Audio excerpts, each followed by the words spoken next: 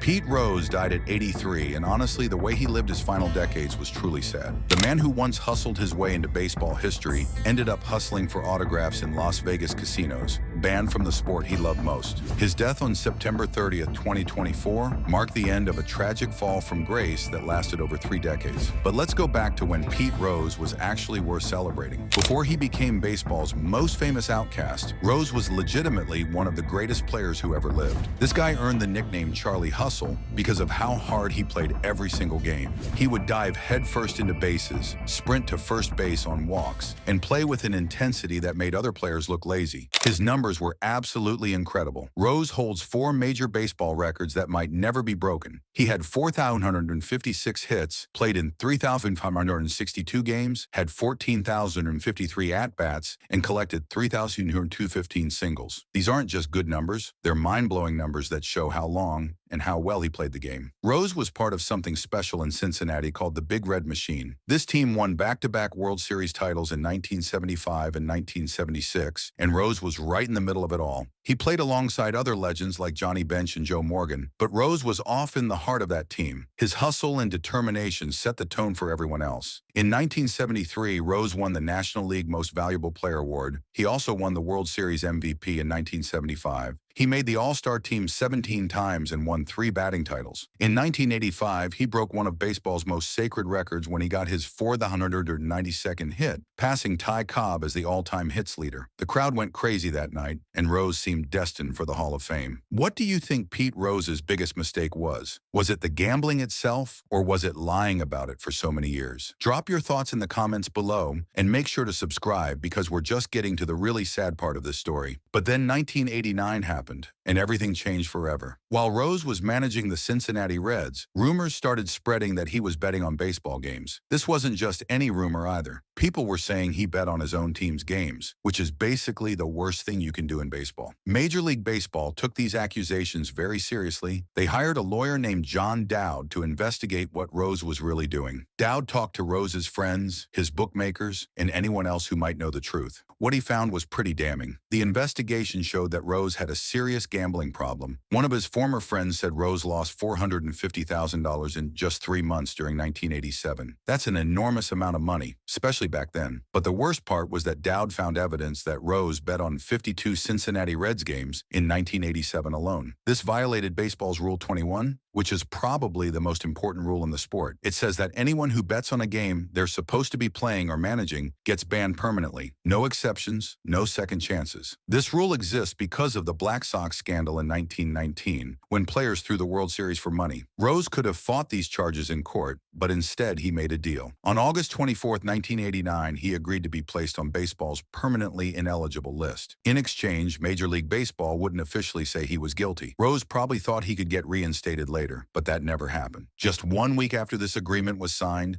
something tragic occurred that made Rose's situation even worse. Commissioner Bart Giamatti, who had handled Rose's case, died of a heart attack. Giamatti had made it clear that there was no deal for Rose to come back. With Giamatti gone, future commissioners were afraid to overturn his decision. So Rose found himself completely banned from baseball at age 48. He couldn't work for any team, couldn't be around major league players, and couldn't even attend official baseball events. For a man who lived and breathed baseball, this was like being sentenced to prison. Rose had to figure out how to make money, so he started doing autograph signings. He became one of the most active autograph signers in sports history, often appearing at card shows and memorabilia events in Las Vegas. He would add funny messages to his signatures like Hit King or 4256 Hits Zero Steroids. It was kind of sad watching this legend reduced to signing baseballs for money. His troubles got even worse in 1990 when Rose was charged with tax evasion. Turns out he hadn't been reporting his gambling winnings or his autograph income to the IRS. He pleaded guilty and spent 5 months in a minimum security prison. Then in 2004, he got hit with a nearly $1 million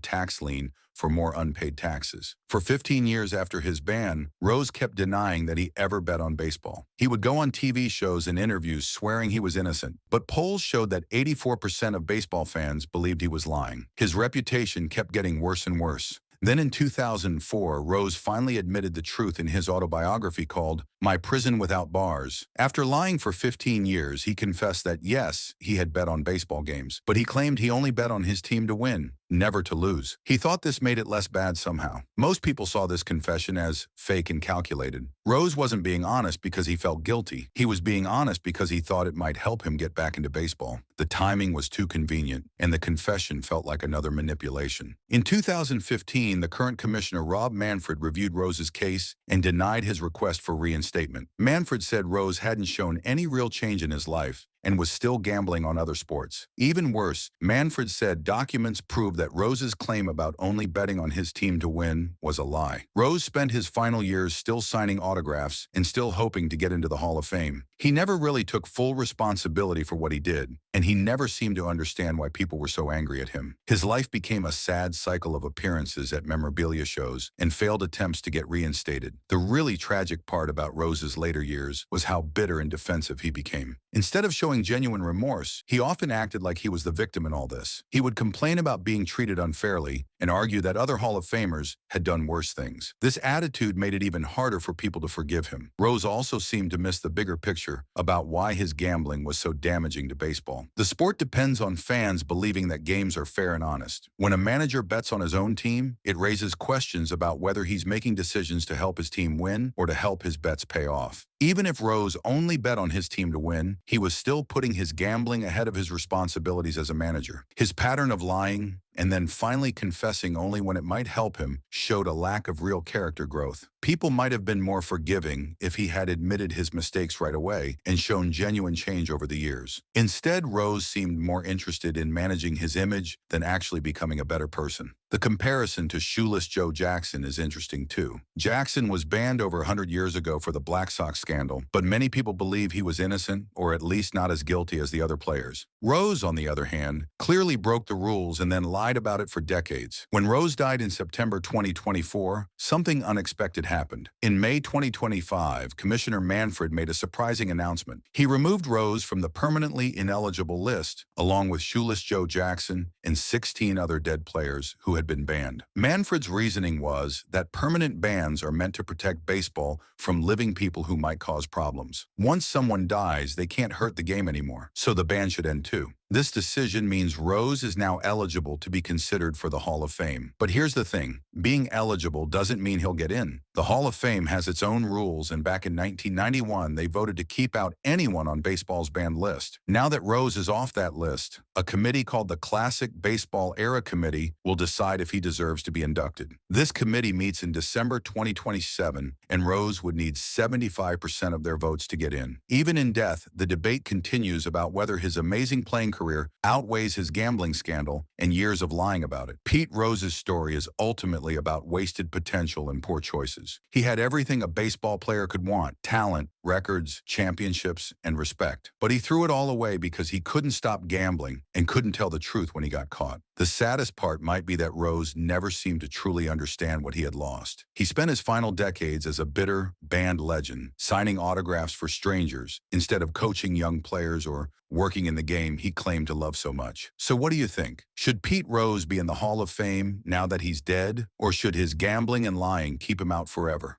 Let us know in the comments, and don't forget to subscribe for more stories about baseball's biggest controversies and scandals.